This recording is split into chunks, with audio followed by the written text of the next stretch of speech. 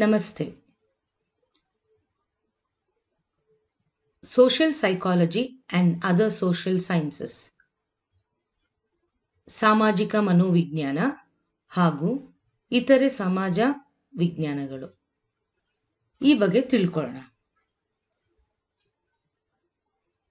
General psychology describes the innate and acquired needs of an individual, how his interest, goals, and purposes determine processes of attention, knowledge, and action.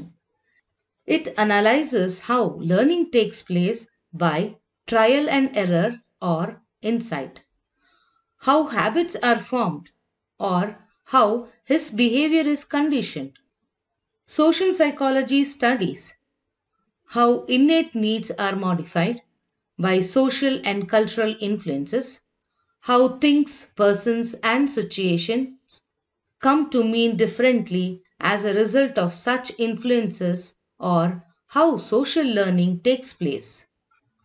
There is a great overlapping, but the approach of the two fields of study is distinct, and this distinctive approach of each is helpful in developing knowledge and thought. Social psychology studies individual as his interacts socially with other individuals.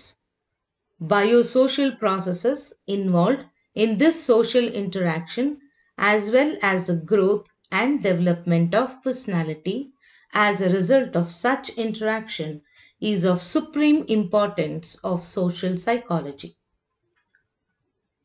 Social psychology deals with the collective behavior.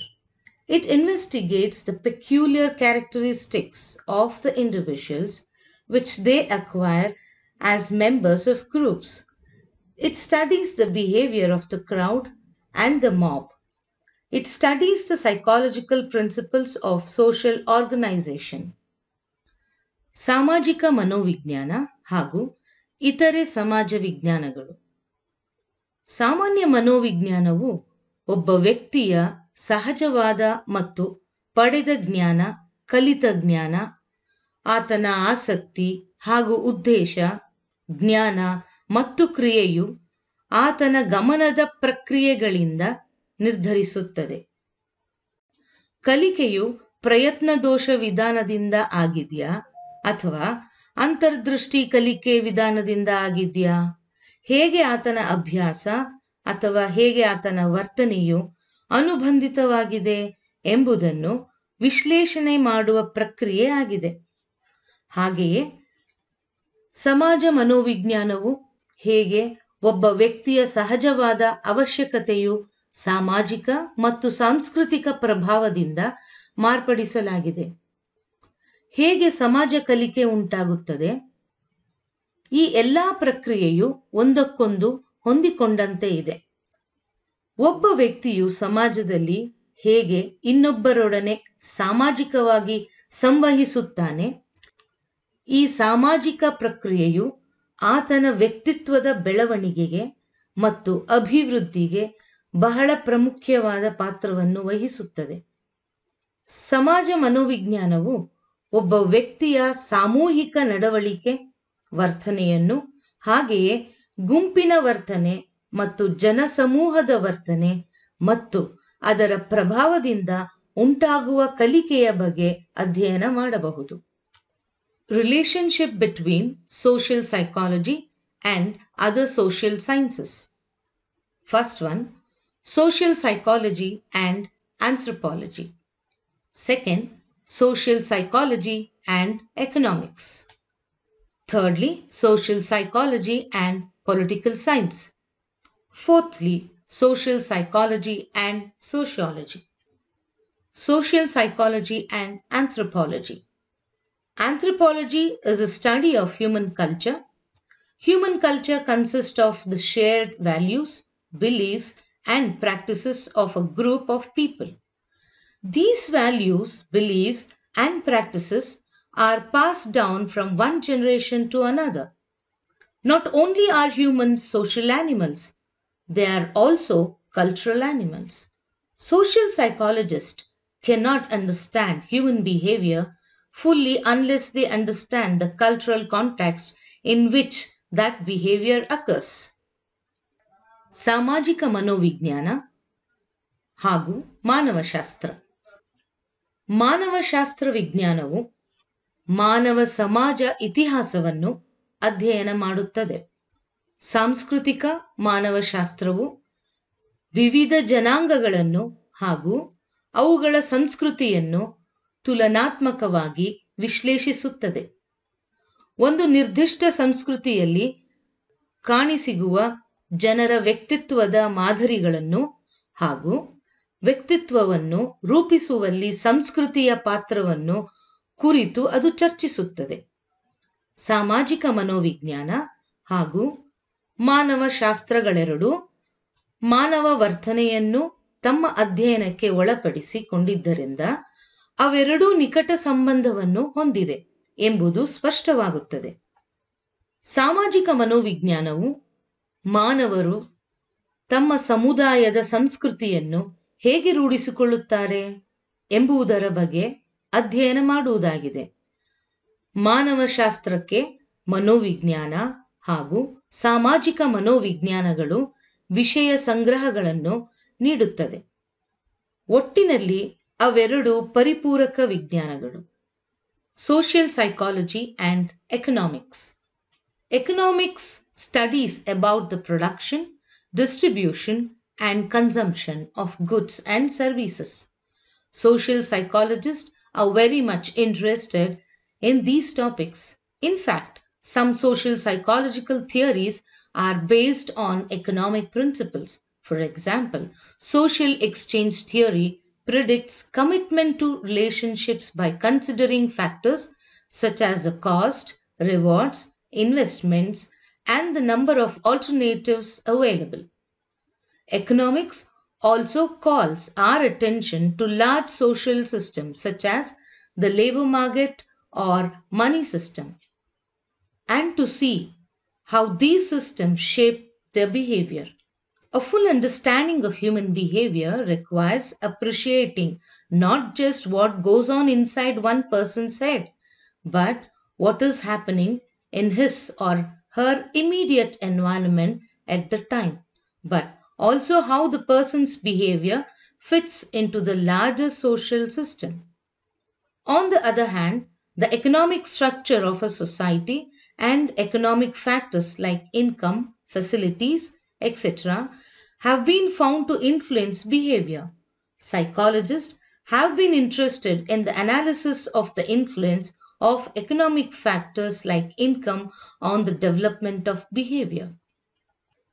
ಸಮಾಜ ಮನೋವಿಜ್ಞಾನ ಹಾಗೂ ಅರ್ಥಶಾಸ್ತ್ರ. ಅರ್ಥಶಾಸ್ತ್ರವು ಮಾನವರ ಆರ್ಥಿಕ ಚಟುವಟಿಕೆಗಳನ್ನು ಅಧ್ಯಯನ ಮಾಡುವ ವಿಜ್ಞಾನವಾಗಿದೆ. ಜನರ ಬಯಕೆ ಹಾಗೂ ಬೇಕುಗಳನ್ನು ಪೂರೈಸಬಲ್ಲ ಇಲ್ಲವೇ ತೃಪ್ತಿಪಡಿಸಬಲ್ಲ ಸರಕುಗಳ ಹಾಗೂ ಸೇವೆಗಳ ಉತ್ಪಾದನೆ, ಬಳಕೆ ಹಾಗೂ ಹಂಚಿಕೆಗಳನ್ನು ಆರ್ಥಿಕ ಚಟುವಟಿಕೆಗಳೆಂದು ಪರಿಗಣಿಸಲಾಗುತ್ತದೆ. ಮಾನವರ ಬೇಡಿಕೆಗಳೇ ಆರ್ಥಿಕ ಚಟುವಟಿಕೆಗಳಿಗೆ ಕಾರಣೀಭೂತವಾಗಿದೆ. ಜೀವನದಲ್ಲಿಯ ಅವಶ್ಯಕತೆಗಳನ್ನು ಪೂರೈಸಿ ಸುಖ ಸೌಕರ್ಯಗಳನ್ನು ಹೆಚ್ಚಿಸಿಕೊಂಡು ತೃಪ್ತಿ ಹಾಗೂ ಸಂತಸದಿಂದ ಬಾಳಿ ಬದುಕಿ ಜೀವನವನ್ನು ಸುಂದರಗೊಳಿಸಬೇಕೆಂಬುದೇ ಎಲ್ಲ ಮಾನವರ ಏಕೈಕ ಗುರಿಯಾಗಿದೆ. ಸಾಮಾಜಿಕ ವಿನಿಮಯ ಸಿದ್ಧಾಂತ. ಸಮಾಜದಲ್ಲಿ ನಮ್ಮ ವರ್ತನೆಯು ನಮ್ಮ ಸಂಬಂಧಗಳ ಬದ್ಧತೆಗೆ ಪೂರಕವಾಗಿ ಬೆಲೆ, ಹೂಡಿಕೆ, ಗಳಿಕೆ ಮತ್ತು ಪ್ರತಿಫಲಗಳು ಏನು ಎಂಬುದರಿಂದ ನಮ್ಮ ಸಂಬಂಧಗಳು ಇತರರೊಡನೆ ಹೇಗೆ ಇರಬೇಕು ಎಂಬುದನ್ನು ಅವಲಂಬಿಸಿರುತ್ತದೆ. ಸಮಾಜದಲ್ಲಿ ಒಬ್ಬ ವ್ಯಕ್ತಿಯ ಆರ್ಥಿಕ ಸ್ಥಿತಿ ಹಾಗೂ ಆತನಿಗೆ ಸಿಗುವ ಸೌಲಭ್ಯಗಳು ಇವೆಲ್ಲವೂ ಆತನ ವರ್ತನೆಯಲ್ಲಿ ಹಾಗೂ ವ್ಯವಹಾರಿಕೆಯಲ್ಲಿ ತನ್ನ ಪ್ರಭಾವವನ್ನು ಬೀರಿ ಆತನ ವ್ಯಕ್ತಿತ್ವವನ್ನು ರೂಪಿಸುತ್ತದೆ. Social psychology and political science. Political science is a study of political organizations and institutions, especially governments. Social psychologists conduct research on political behavior. They study political issues such as voting, party identification, liberal versus conservative views, and political advertising. They are also interested in what makes some people better leaders than others. Attempts have been made to study and analyze the influence of the political system on human character and behavior. Psychologists have done extensive research on what is known as authoritarianism and have tried to explain this as a product of certain types of political systems. ಸಾಮಾಜಿಕ ಮನೋವಿಜ್ಞಾನ ಹಾಗೂ ರಾಜಕೀಯ ಶಾಸ್ತ್ರ. ರಾಜ್ಯವೆಂದರೇನು, ಅದರ ಉಗಮ, ಬೆಳವಣಿಗೆ ಮತ್ತು ಲಕ್ಷಣಗಳೇನು, ಸರ್ಕಾರ ಎಂದರೇನು, ರಾಜಕೀಯ ವರ್ತನೆಯ ಬಗ್ಗೆ, ಮತ ಚಲಾವಣೆ, ಪಕ್ಷಗಳನ್ನು ಗುರುತಿಸುವಿಕೆ, ಹಾಗೆಯೇ ಅವುಗಳು ಉದಾರವಾದಿಯೋ ಅಥವಾ ಸಂಪ್ರದಾಯವಾದಿಗಳೋ ಎಂಬ ವೀಕ್ಷಣೆ ಮತ್ತೆ ರಾಜಕೀಯ ಪ್ರಚಾರ.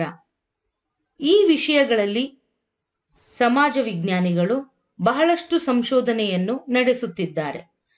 ಹಾಗೆಯೇ ಒಬ್ಬ ವ್ಯಕ್ತಿ ಬೇರೆ ನಾಯಕನಿಗಿಂತ ಅತ್ಯುತ್ತಮ ನಾಯಕನಾಗಿರುವುದರ ಸಾಧ್ಯತೆಯನ್ನು ತಿಳಿದುಕೊಳ್ಳುವ ಆಸಕ್ತಿಯನ್ನು ಹೊಂದಿದ್ದಾರೆ. Social psychology and sociology. Both have much in common and are interdependent. Social psychology is as much a part of the course on sociology as it is of psychology. While psychology begins with the individual, sociology begins with the social setting. The entire social milieu of the individual.